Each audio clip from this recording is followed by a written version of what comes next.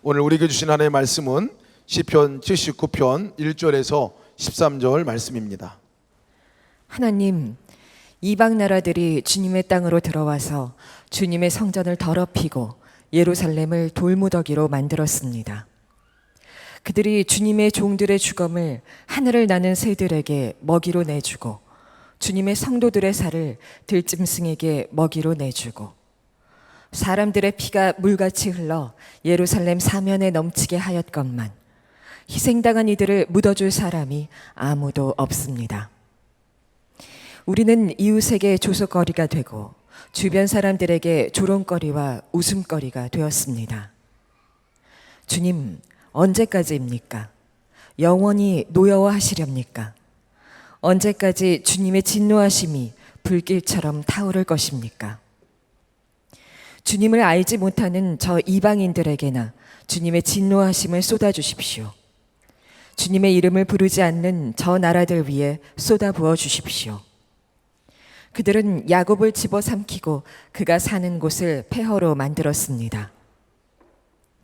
우리 조상의 죄악을 기억하여 우리에게 돌리지 마십시오.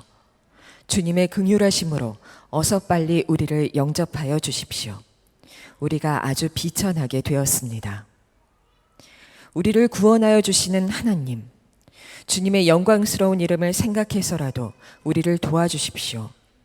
주님의 명성을 생각해서라도 우리를 건져주시고 우리의 죄를 용서하여 주십시오. 어찌 이방인들이 그들의 하나님이 어디에 있느냐 하면서 비웃게 버려두시겠습니까? 주님의 종들이 흘린 피를 주님께서 갚아주신다는 것을 우리가 보는 앞에서 이방인들에게 알려주십시오. 갇힌 사람들의 신음소리를 주님께서 들어주십시오. 죽게 된 사람들을 주님의 능하신 팔로 살려주십시오.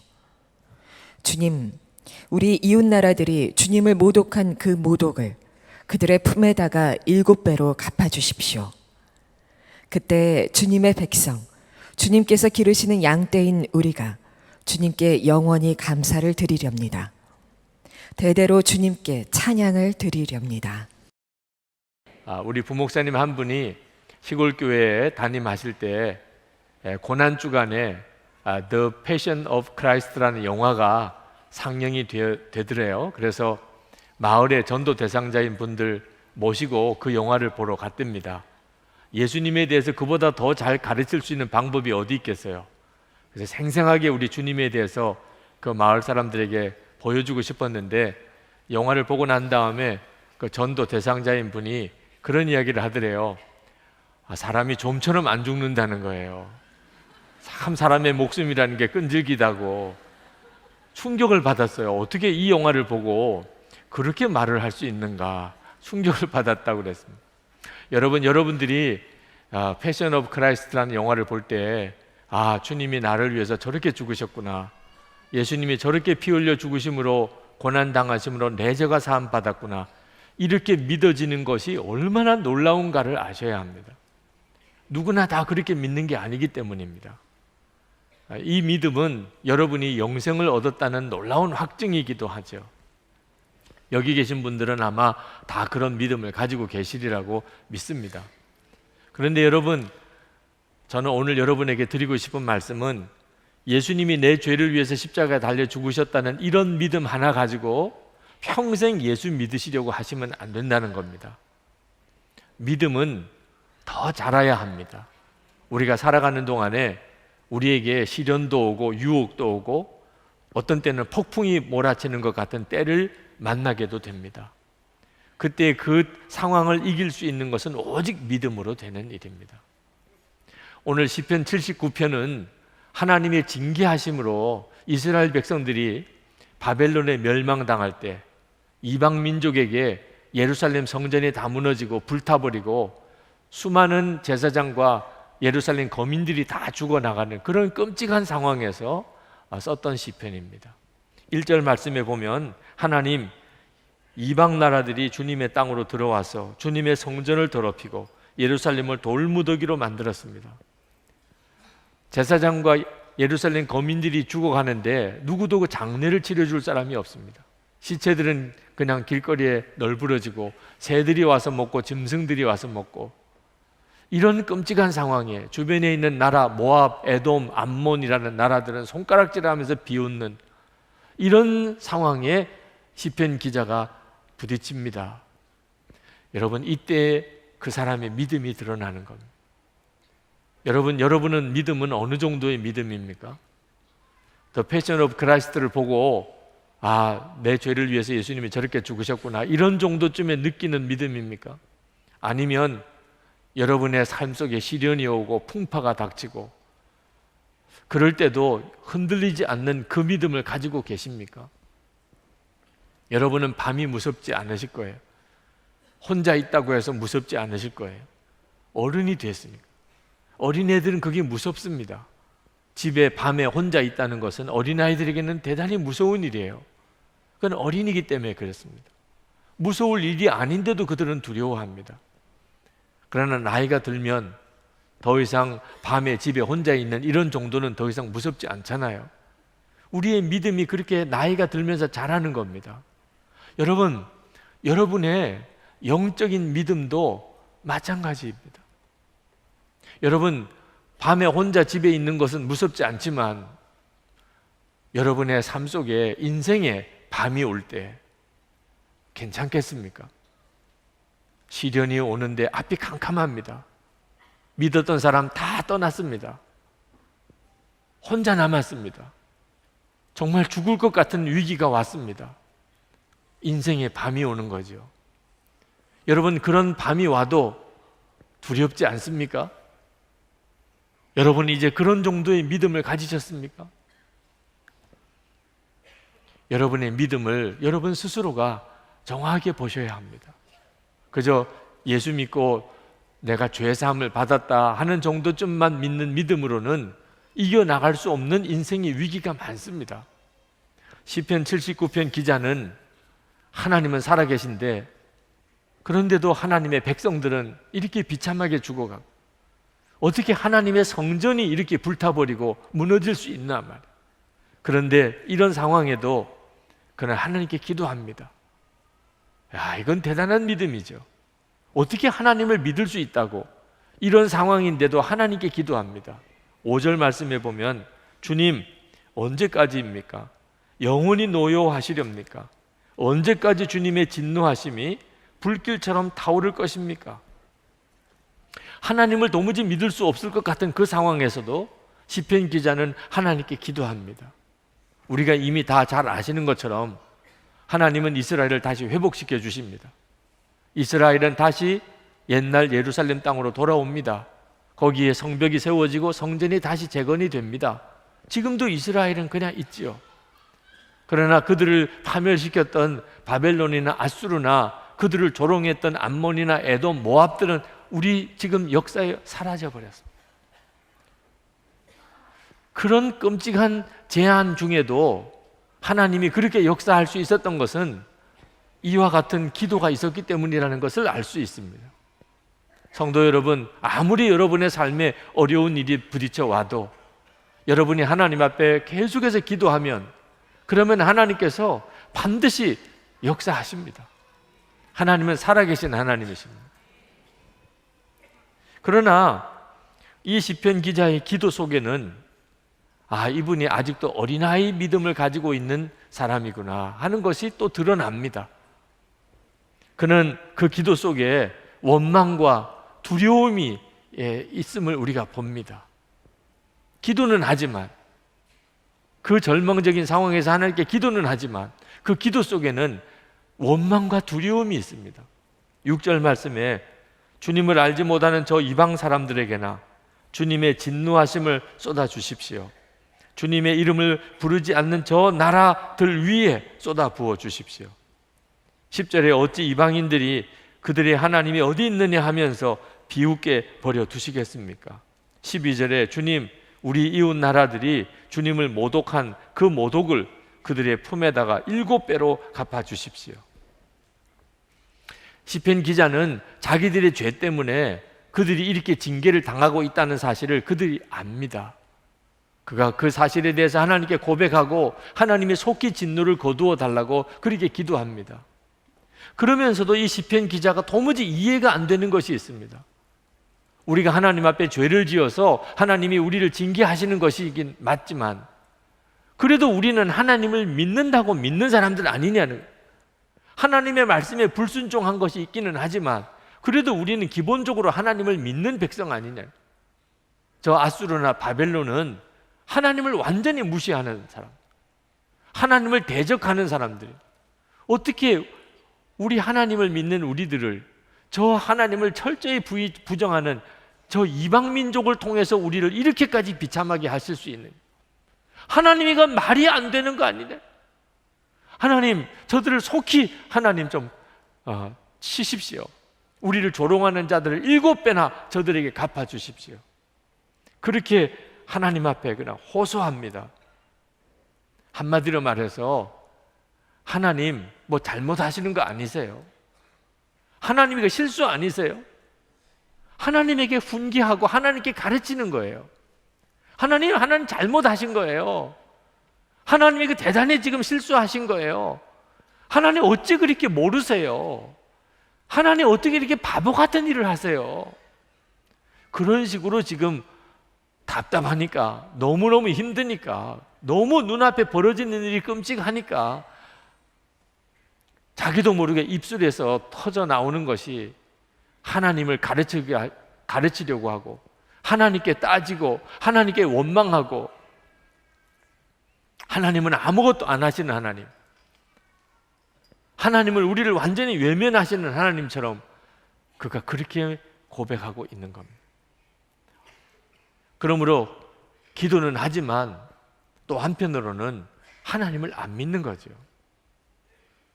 이것이 시편 79편에 나오는 이 시편 기자의 믿음입니다. 이것이 시편 기자의 믿음의 한계였어요. 이런 경우에는 하나님께 절대로 감사하거나 찬송할 수가 없습니다.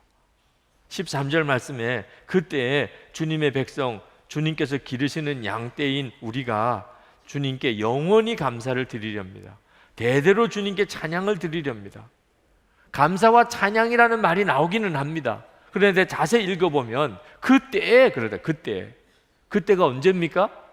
자기가 원하는 대로 해주시는 그때, 하나님이 이스라엘 백성을 다시 돌아오게 해주실 때, 성전을 다시 회복시켜 주실 때, 자기들을 치고 멸망시켰던 아수르나 저 바벨론이 완전히 하나님 앞에 멸절될 때, 암몬, 모압, 에돔 이런 족속들이 7배나 하나님이 안갚음해 주실 때, 그때는 감사하고 찬양하겠습니다.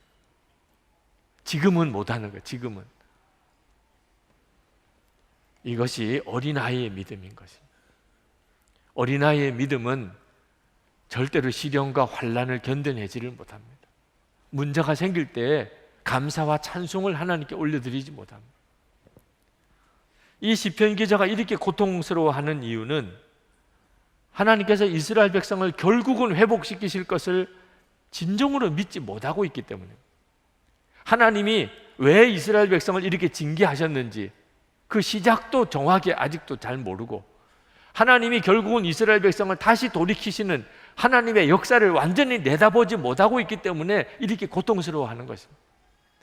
만약에 정말 하나님의 역사를 다 볼 수 있다면 시편 기자는 절대로 이렇게 하나님 앞에 기도 안 했을 거예요. 그냥 그 순간의 것만 보았기 때문입니다. 그 되어지는 그 순간만 보니까, 그러니까 하나님이 이해도 안 되고 믿어지지도 않고 하나님이 원망스러운 거죠. 여러분, 우리도 똑같습니다. 하나님은 우리에게 너무나 은혜의 하나님이시고 사랑의 하나님이십니다. 너무나 좋으신 하나님이세요.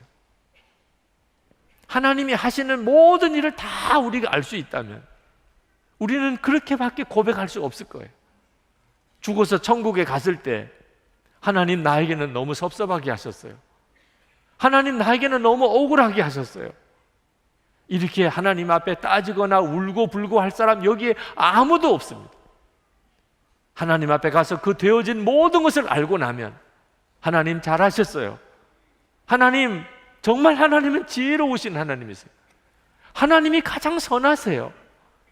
우리가 그렇게 하나님께 고백할 수밖에 없습니다.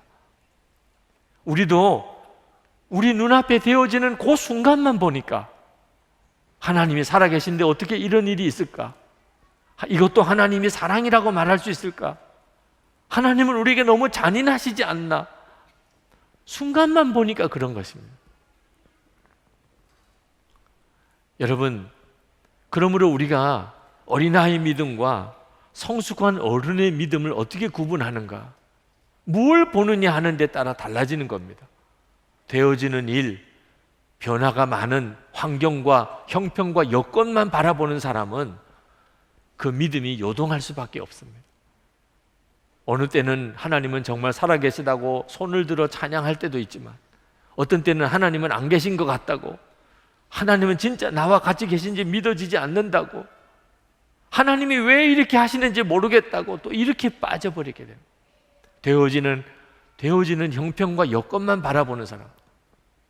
우리가 진짜 어른의 믿음을 가지려면 변함이 없는 말씀을 붙잡고 변하지 않으시는 우리 주님을 바라보면서 그 믿음을 가져야 하는 겁니다. 그러면 우리의 되어지는 형편을 해석이 달라집니다. 보는 관점이 달라지는 거예요. 말씀을 붙잡는 믿음이 필요합니다. 외국제선교회라고 아주 참 귀한 선교단체가 있습니다. 그 선교단체에 국제 총재를 지냈던 노만 그럽 선교사님, 그분이 초창기 새내기 선교사 때 처음 아프리카 콩고에 가서 사역을 했습니다. 그런데 사역에 열매가 없어요. 아무리 열심히 사역을 해도 이 선교사님의 사역은 실패의 연속이었습니다. 그가 너무너무 낙심이 되었습니다. 그때 영국 런던에 있는 본부에서 그에게 조그만 소책자가 하나 배달되어져 왔습니다. 펜 루이스가 쓴 십자가 복음에 대한 소책자입니다. 이 노먼 그럽 선교사님이 그 소책자를 읽었습니다. 그 속에는 나는 죽고 예수로 사는 십자가 복음이 거기 기록되어져 있었습니다. 충격이었습니다. 그는 예수님은 나를 위해서 십자가에 죽으심으로 내 죄가 사함 받았다는 정도는 믿었지만, 예수님과 함께 내가 죽었고 내가 이제는 예수님으로 산다는 것에 대해서는 그날 처음 들었습니다. 그는 그 책을 붙잡고 밤새도록 고민했습니다. 자기 문제의 원인을 알게 된 거예요. 자기는 그동안에 와서 열심히 선교 사역을 했습니다. 그러나 자기가 했습니다. 예수님이 자기를 통해서 하신 게 아니고 자기가 주님을 위해서 열심히 했습니다. 아, 그래서 실패했구나. 나는 예수님과 함께 이미 죽었고 예수님이 나를 통해서 사시는 것인데 내가 이걸 몰랐구나. 그렇지만 한 가지 아직도 마음에 걸리는 것은, 내가 죽은 게 진짜 맞나? 내가 안 죽었는데 내가 죽은 게 진짜 맞나? 그는 밤새도록 이 문제 때문에 고민을 했습니다. 그런데 성령께서 노만 그립 선교사에게 질문을 하셨습니다. 예수 그리스도가 죽은 것이 분명하냐? 노만 그립 선교사님이 대답했습니다. 분명하지요. 예수님께서는 십자가에서 분명히 죽으셨지요.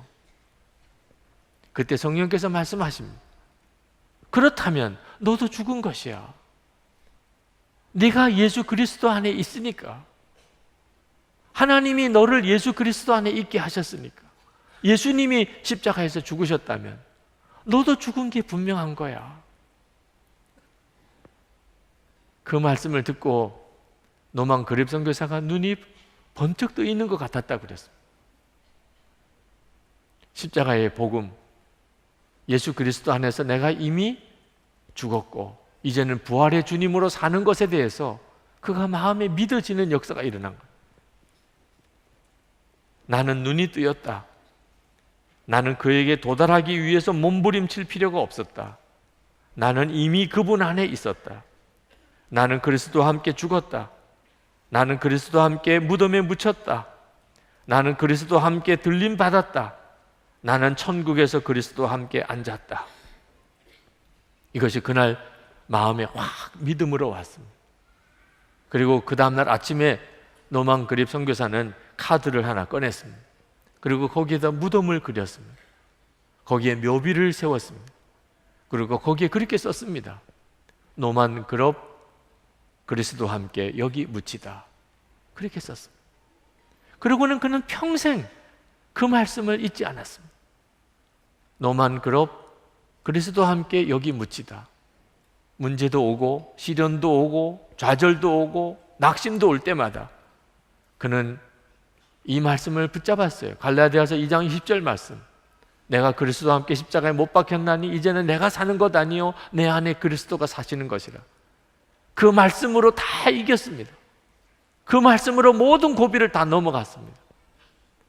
그가 나중에 왜 국제선교회를 세계에서 가장 놀라운 선교 단체로 만드는 일에 하나님 앞에 쓰임 받는 자가 되었습니다. 여러분, 이것이 어른의 믿음입니다. 어린아이의 믿음은 환경을 보고 믿습니다. 어른의 믿음은 말씀을 붙잡고 믿습니다. 여러분, 가나 온린 잔치 때 포도주가 떨어졌습니다. 예수님의 어머니 마리아가 그 집에 있는 종들에게 말했습니다. 예수님에게 가서 그가 하라는 대로 하라.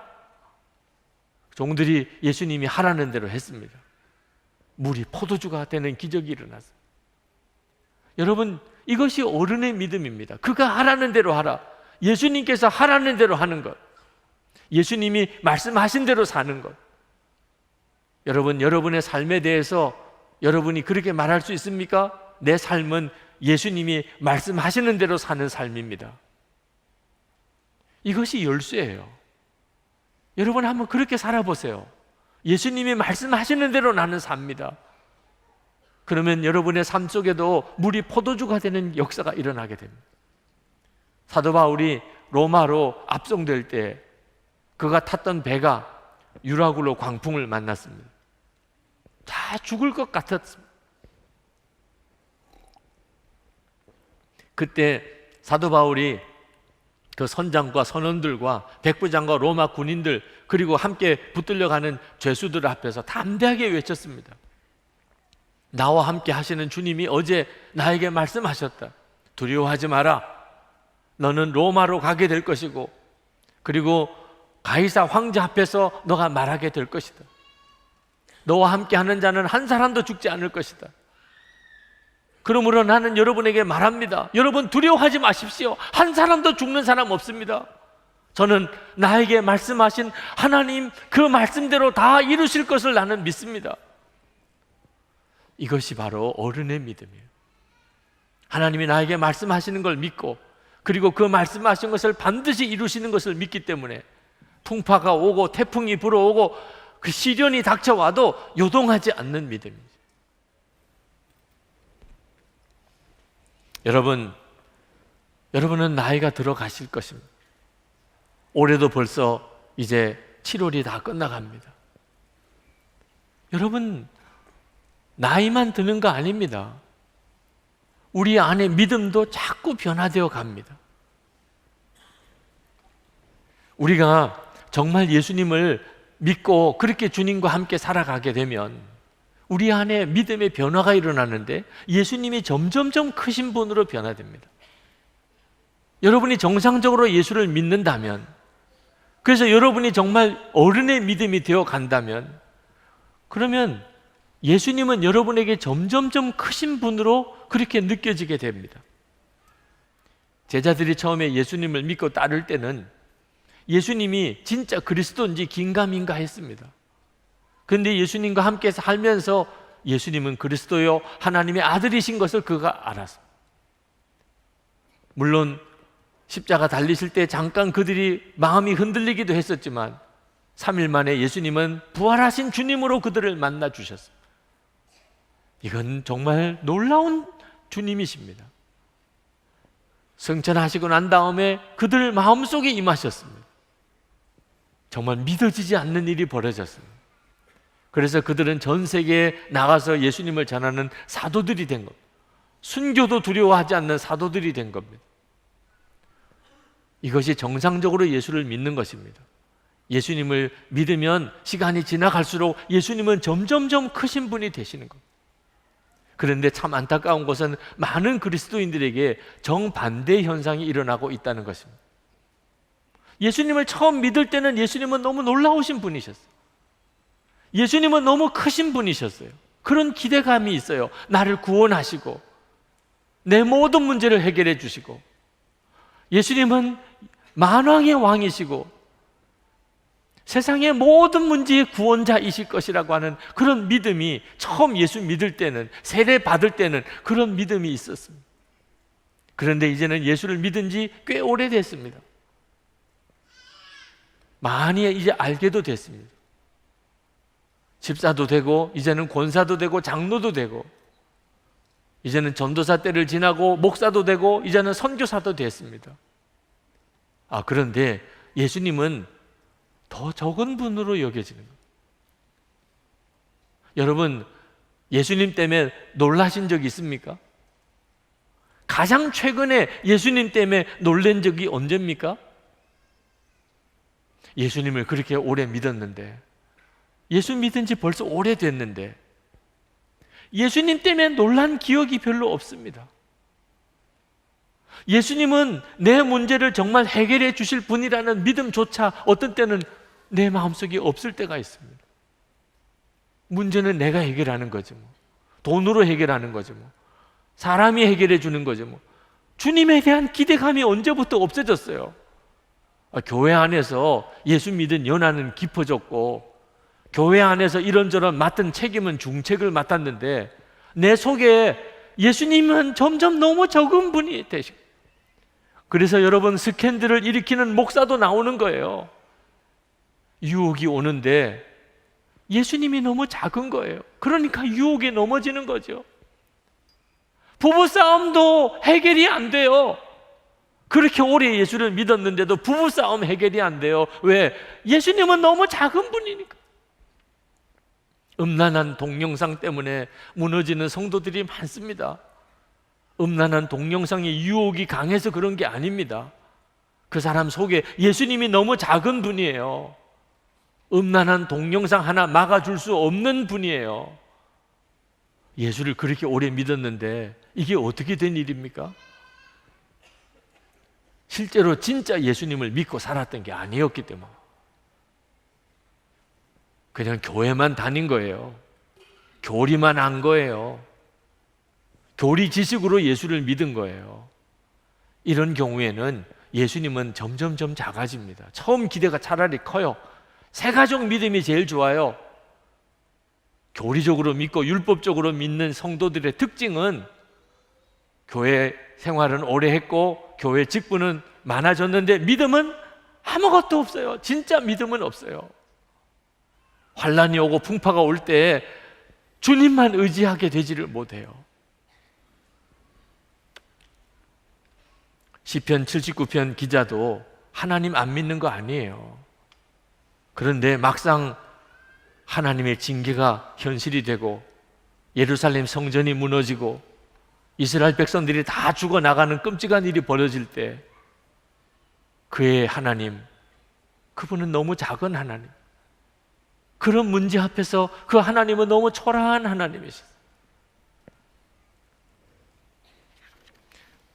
케네스 베 선교사님이 너를 잊지 않았다라는 그 북한에 억류된 2년 넘는 세월 동안에 그 기록을 책에 썼습니다. 그 간증을 듣고 그 선교사님의 책을 읽으면서 생각해 봤어요. 내가 만약에 그 선교사님처럼 그런 일을 겪었다면 나는 어떻게 했을까? 북한에 억류되었습니다. 가족들과 교인들 다 관계가 끊어졌어요. 말할 수 없는 위협을 당합니다. 언제 풀려날지 대책이 없어요. 성경도 제대로 읽을 수가 없어요. 그럴 때 나는 어떤 사람이 되었을까?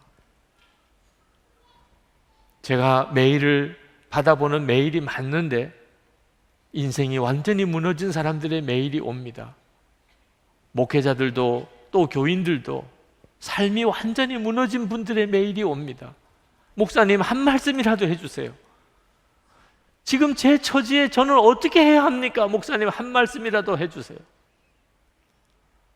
여러분 준비하셔야 돼요. 인생의 밤은 누구에게나 옵니다. 예수를 믿어도 오고 예수를 잘 믿어도 옵니다. 때때로는 정말 혼자인 것 같고, 때때로는 죽을 것 같고, 때때로는 다 무너질 것 같고, 하나님은 도무지 역사하지 않으시고, 이런 느낌이 드는 때가 옵니다. 여러분 그 깊은 인생의 밤이 올 때를 준비하고 사시나요? 여러분 어린아이를 보십시오. 얼마나 귀엽습니까? 얼마나 사랑스럽습니까? 그러나 또 한편으로 그 어린아이를 보면 얼마나 아슬아슬합니까? 다치지는 않을까? 넘어지지는 않을까? 배탈이 나지는 않을까? 혹시 또 교통사고는 나지 않을까? 혹시 또 험한 사람들 만나지는 않을까? 여러분은 어린아이들을 보면 한편으로는 사랑스럽지만 한편으로는 얼마나 조마조마합니까? 혹시 여러분을 보시는 하나님의 심정이 그와 같지 않을까요? 세상에 나가서 무슨 일을 겪을 텐데, 아유 저 믿음 가지고 어떻게 견뎌 나갈까? 저 믿음으로 어떻게 저 유혹을 이길까? 저 믿음으로 어떻게 저 시련을 견딜까?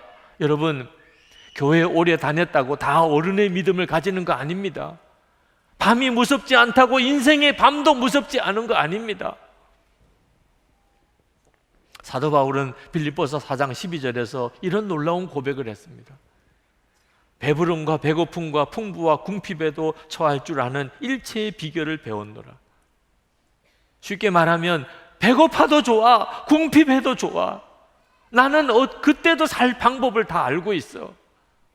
이게 바로 어른의 믿음이에요. 여러분도 배가 고파도 좋아, 궁핍해도 좋아, 이런 믿음이십니까? 예수님을 믿기 때문에. 여러분은 정말 배가 고파도 좋고 궁핍해도 좋습니까? 그렇다면 여러분들은 하나님의 말씀대로 어떤 처지에서도 살아갈 수 있을 거예요. 그런데 안타깝게도 많은 성도들이 배고픈 건 못 견뎌요. 궁핍해지는 것은 못 견뎌요. 아직도 어린애의 믿음을 가지고 있는 거예요. 어떻게 하면 그러면 배가 고파도 좋고 궁핍해도 좋은 이런 믿음을 가질 수 있나요? 빌립보서 4장 13절에 사도 바울이 그 답을 제시해 주고 있습니다.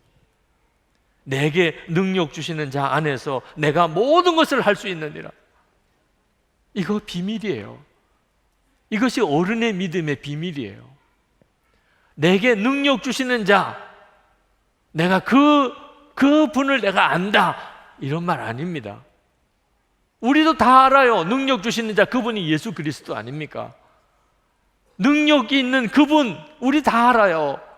그런데 사도 바울은 내가 능력 주시는 자를 알고 있다, 그래서 내가 모든 것을 할 수 있느니라, 그렇게 말씀 안 했어요. 능력 주시는 자 안에서라고 그래요.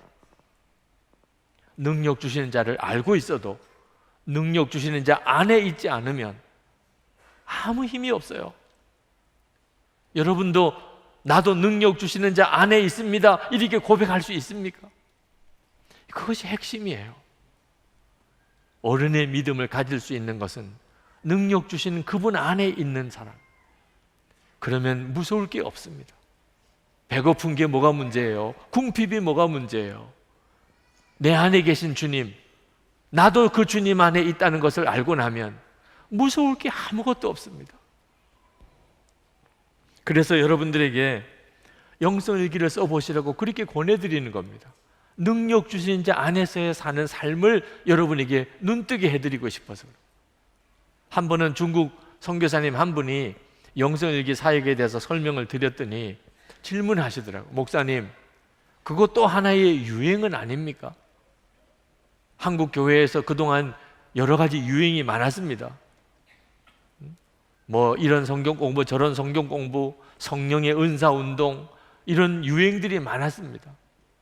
혹시 영성일기 쓰는 것도 또 하나의 유행은 아니겠습니까? 그런 질문하는 분들이 있고 중요한 질문이에요. 목회자들 중에, 교인들 중에도 이거 유행이야, 이렇게 생각하는 분들이 있으신 것 같아요. 근데 여러분, 아니에요. 유행 아닙니다. 여러분, 예수를 믿고 사는데 기도하는 게 유행이에요, 유행 아니에요? 그건 당연히 해야 되는 기본이지 무슨 기도가 유행일 수 있습니까? 어느 때는 기도하고 어느 때는 기도 안 합니까? 성경 읽는 거 유행이에요, 유행 아니에요? 그건 기본이지요.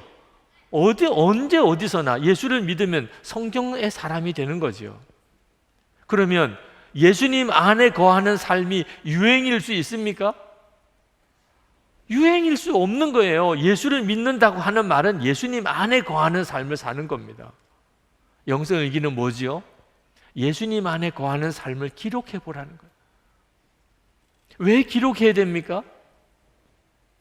기록하지 않으면 자기가 예수님 안에 거하는 삶을 사는지 안 사는지를 스스로도 모르는 거예요. 스스로도. 여러분, 어떤 사람이 기도하면 기도하는 걸 알게 됩니다. 아, 기도를 하는구나, 저 사람. 어떤 사람이 성경을 읽는 것을 몇 독을 했는가 평가가 가능해요. 그런데 어떤 사람이 예수님 안에 거하는 사람인지 아닌지는 어떻게 알 수 있어요? 어떤 사람이 예수님 안에 거하는 사람인지 아닌지는 어떻게 알 수 있냐고요? 그걸 분별할 수가 없으니까 도와드릴 수도 없고 가르쳐 드릴 수도 없고 인도해 드릴 수도 없는 거예요. 그냥 설교로만 예수님 안에 거하세요. 그런데 예수님 안에 거하는 생활을 기록하고 살아보니까 매일매일 이제는 알게 되는 거예요. 본인도 알아요. 내가 오늘 예수님 안에 거하고 살았구나. 오늘 내가 예수님과 상관없이 살았구나. 다른 사람도 도와드릴 수 있게 된 거예요. 서로 일기를 나누면서 살아보니까 서로 기도해 드릴 수가 있게 된 거예요. 훈련시켜 드릴 수도 있게 된 거예요. 여러분, 우리에게 때때로 우리가 감당할 수 없는 어떤 시련이 우리에게 닥쳐올 때가 있습니다. 그러나 어른의 믿음으로 준비된 사람은 오히려 그때가 더 하나님의 역사가 일어나는 때예요. 문제는 믿음의 준비예요. 어린애 같은 믿음을 가지고 있으니까 그냥 시련에 무너져 버리는 거예요. 또 한 주간 보냈잖아요. 세월을 이렇게 그냥 계속 보내실 겁니까? 이렇게 한 주간, 또 한 주간, 또 한 주간, 그러다가 인생은 끝나요. 어느 순간에 갑자기 인생의 밤이 다가왔어요. 그냥 한 번에 주어진 인생을 시험을 겪다가 그냥 끝나버려요. 이제는 정말 주님을 붙잡으세요. 주님 안에 거하는 삶을 사세요. 어느 장로님이 영성일기에 그렇게 쓰셨더라. 이제는 내가 회사가 교회라고 생각하며 그렇게 근무하고 살아보니 저의 태도와 말의 변화가 있음을 봅니다. 교회 와서 예배 드릴 때, 회사에서 직장 생활할 때 너무 차이가 많이 나서 이렇게 살면 안 된다. 그래서 생각을 바꿨답니다. 회사를 교회라고 생각하자. 그랬더니 말도 행동도 너무 달라졌다는 거예요. 여러분, 집에 있으나 교회에 있으나 회사에 있으나 똑같아요. 왜? 주님 안에 있는 것이 똑같으니까. 일터사역 컨퍼런스에서 어느 장로님이 간증을 하실 때 이렇게 이야기하셨답니다. 나는 은혜 받으러 출근합니다. 우리가 교회에 주일에 예배 드리러 올 때 은혜 받으러 오지요. 그런데 그 장로님은 월요일에 출근할 때 나는 은혜 받으러 출근합니다. 주님 안에 있는 것은 똑같으니까, 교회에 있으나 직장에 있으나. 이제는 직장 생활하는 것이 교회에서보다 더 은혜 받는 시간인 것을 믿은 거예요. 여러분도 그렇게 한번 정말 살아보세요. 주님 안에 거하는 생활을 매일 일기로 점검해 가면서, 그러면서 서로 성도들끼리 서로 나누어 점검해 주면서, 그래서 계속 주님 안에 거하며 살기를 힘쓰면서 한번 살아보시라고. 여러분의 믿음이 달라지는 것을 여러분이 경험하게 됩니다. 이제는 두려움이 없어져요. 하나님이 너무나 커 보이세요. 할렐루야. 여러분이 다 믿음의 용사가 되기를 축복합니다. 우리 기도하십시다. 여러분이 세상에 무너지는 자가 아니고, 시련 앞에 무너지는 자가 아니고, 어떤 풍파가 오든 인생의 밤이 내게 닥쳐올지라도 주님, 그 시련을 이길 수 있는 그 믿음을 저에게 주세요. 이제는 내가 교회에 있을 뿐만 아니고 직장이나 가정에 있을 때도 항상 주님을 바라보고 주님 안에 거하기를 원합니다. 하나님, 제가 이제는 세월이 지나고 나이가 들수록 내 믿음도 같이 성장하게 해 주옵소서. 기도합시다.